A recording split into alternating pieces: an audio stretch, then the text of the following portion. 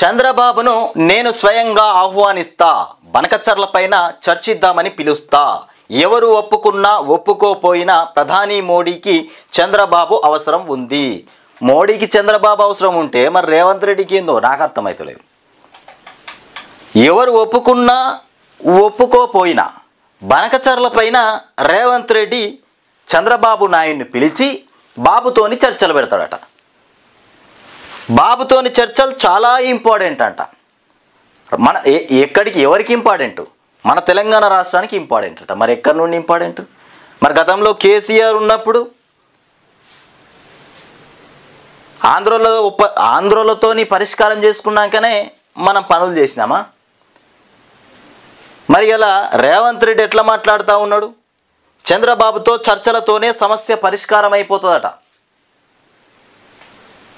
మరి ఏం చర్చలు పెడతాడో? ప్రధాని మోదీకి చంద్రబాబు అవసరం ఉంది. సరే, మోదీకి చంద్రబాబు అవసరం ఉంది. మోదీకి అవసరం ఉంటే మరి నీకేం అవసరం బాబుతోని? మోదీకి అవసరం ఉంది, ఓకే, మరి నీకేం అవసరం ఉంది బాబుతోని? బాబుతోని చర్చ చేస్తే తప్ప సమస్యలు పరిష్కారం కావంటుండు. అంటే మన రాష్ట్రానికి ముఖ్యమంత్రి మరి ఈయననా? ఇక మీరే చెప్పుర్రి. మరి మాకైతే ఈయననే దిక్కు, ఈయన చేస్తాడు అనుకుంటున్నాం. మన ముఖ్యమంత్రి ఈయననే అనుకుంటున్నాం. మరి ఈయన పోయి ఈయనను బదిలాడి ఈయనతో చర్చలు పెట్టి కొలిక్కి తెస్తాడంట సమస్యలన్నీ. ఇక మళ్ళీ టీడీపీ గెలవాలంటే గోదావరి నీళ్లు కావాలి. టీడీపీ గెలవాలంటే గోదావరి నీళ్ళు కావాలి. ఇది ఎవరు చెప్తున్నారు మాట? రేవంత్ రెడ్డి చెప్తా ఉన్నాడు. వాళ్ళ టీడీపీ కోసం, వాళ్ళ బతుకుదేరు కోసం ఈయనకేందో నాకు అర్థమవుతలేదు. మళ్ళీ టీడీపీ గెలవాలంటే గోదావరి నీళ్ళు కావాలంట. కేంద్రాన్ని ఏపీ సీఎం అనుమతి అడుగుతుండు. ఈయన గెలవడానికి గోదావరి నీళ్లు ఏపీకి తీసుకుపోవాలి. సరే, తీసుకోపో, బాగానే ఉన్నది. మరి ఈయనకు చర్చలేంది? మన నీళ్ళు పోతున్నాయినా దేవుడా అంటే 500 టీఎంసీలు సరిపోతాయని అన్నాడట ఈయన. కేసీఆర్ ఏమో 763 టీఎంసీలు మాకు కావాలని కొట్లాడుతూ ఉంటే రేవంత్ రెడ్డి మాకు 500 టీఎంసీలు సరిపోతే తీసుకుపోరు మిగతాయని అంటా ఉన్నాడట. కేంద్రం సైతం అనుమతులపైన చర్చిస్తుంది. మాకంటే ముందే కిషన్ రెడ్డి కేంద్ర మంత్రులను కలిసి ఫిర్యాదు చేసిండు. చంద్రబాబుతో చర్చలతోనే సమస్య పరిష్కారం.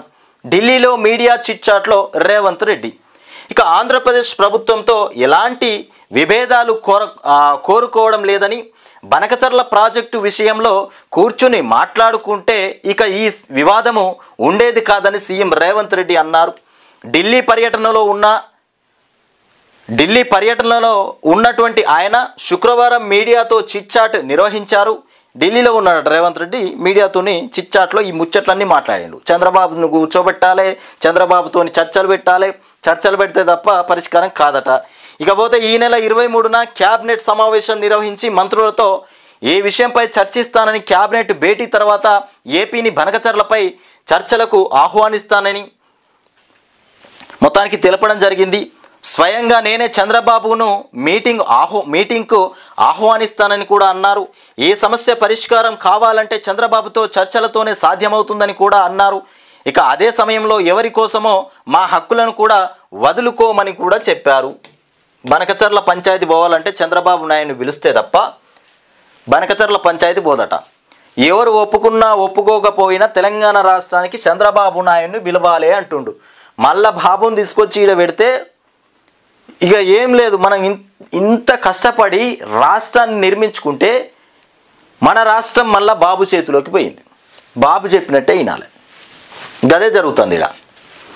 ఇక మనం రాష్ట్ర ప్రజలు తెలివి తక్కువలే. ఇక్కడ ప్రజల్నే పిచ్చోళ్ళని చేస్తుండు ముఖ్యమంత్రి రేవంత్ రెడ్డి. ఆంధ్రప్రదేశ్ కొత్త ప్రాజెక్టులు నిర్మిస్తే మొదట తెలంగాణకు సమాచారం ఇవ్వాల్సినటువంటి అవసరం ఉందన్నారు. కానీ ప్రాజెక్టుల అనుమతుల కోసం కేంద్ర ప్రభుత్వం వద్దకు వెళ్తుందని, కేంద్రం కూడా ఆంధ్రప్రదేశ్ నిర్మిస్తున్నటువంటి ప్రాజెక్టులపై సమావేశాలు నిర్వహిస్తుందని, దాంతో తెలంగాణ ఆందోళన పడాల్సి వస్తుందని అన్నారు. ఇకపోతే బనకచర్ల ప్రాజెక్టు మొత్తానికి ఫిజిబిలిటీ రిపోర్టును కూడా కేంద్రానికి ఇవ్వడంతో ఆంధ్రప్రదేశ్తో అసలు సమస్య మొదలైందని కూడా మొదట తెలంగాణకు రిపోర్టు ఇచ్చి ఉంటే ఏ గొడవ వచ్చేది కాదని కూడా తెలిపారు.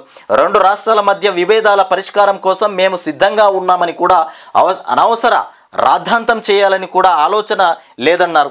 తెలంగాణలో మా ప్రాజెక్టులు పూర్తి స్థాయిలో నీటిని వినియోగించుకున్న తర్వాతే ఇక ఆంధ్రప్రదేశ్ వాళ్ళ ప్రాజెక్టుల గురించి ఆలోచించాలని కూడా అన్నారు.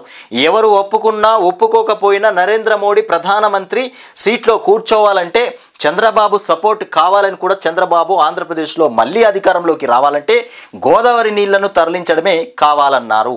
అందుకే నేరుగా కేంద్రం వద్దకు ఆంధ్రప్రదేశ్ సీఎం వెళ్తున్నారని ఆ ప్రాజెక్టుల అనుమతి కోసం ప్రయత్నాలు చేస్తున్నారు. ఇకపోతే కేంద్ర మంత్రులు సైతం మీటింగులు పెట్టి అనుమతులపైన చర్చిస్తున్నారని కూడా అన్నారు. ప్రాజెక్టును ఆపేందుకు కేంద్ర మంత్రులను కలుస్తున్నామన్నారు. ఇక కేంద్ర మంత్రి కిషన్ రెడ్డి అఖిలపక్ష సమావేశానికి రావాలంటే వేరే పనులు ఉన్నాయని కూడా చెప్పి మేం కలవాలనుకున్న కేంద్ర మంత్రులు సిఆర్ అట్లాగే ఇక పాటిల్, మనోహర్ లాల్ ఇక ఖట్టర్లను కూడా ఆయన ముందే కలిశారని అన్నారు. ఇక జూలై 6, 7వ తేదీల్లోనూ మరోసారి ఢిల్లీకి వస్తానని కూడా తెలిపినటువంటి అంశం. ఇది కథ. చంద్రబాబు నాయుడిని బనకచర్ల గోదావరి నీళ్లపైన మొత్తం మీద మాట్లాడడానికి పిలుస్తాడంట. ఎవరు ఒప్పుకున్నా ఒప్పుకోకపోయినా చంద్రబాబు నాయుడిని పిలుస్తాడంట. ఇగోంది మళ్ళీ టీడీపీ గెలవాలంటే గోదావరి నీళ్లు కావాలి ఆంధ్రప్రదేశ్లో. సరే, ఏపీలో టీడీపీ మళ్ళీ గెలవాలంటే గోదావరి నీళ్లు కావాలి. మరి వాళ్ళ కోసం ఈయనకెందుకో తాపత్రయం నాకు అర్థమవుతలేదు. చంద్రబాబు నాయుడు మీద ప్రేమనే ఉన్నది, మోదీ మీద ప్రేమనే ఉన్నది. ఈ విషయాన్ని గుర్తుపెట్టుకునే రాహుల్ గాంధీ రేవంత్ రెడ్డిని గేట్ చుట్టూ దింపించుకున్నాడు.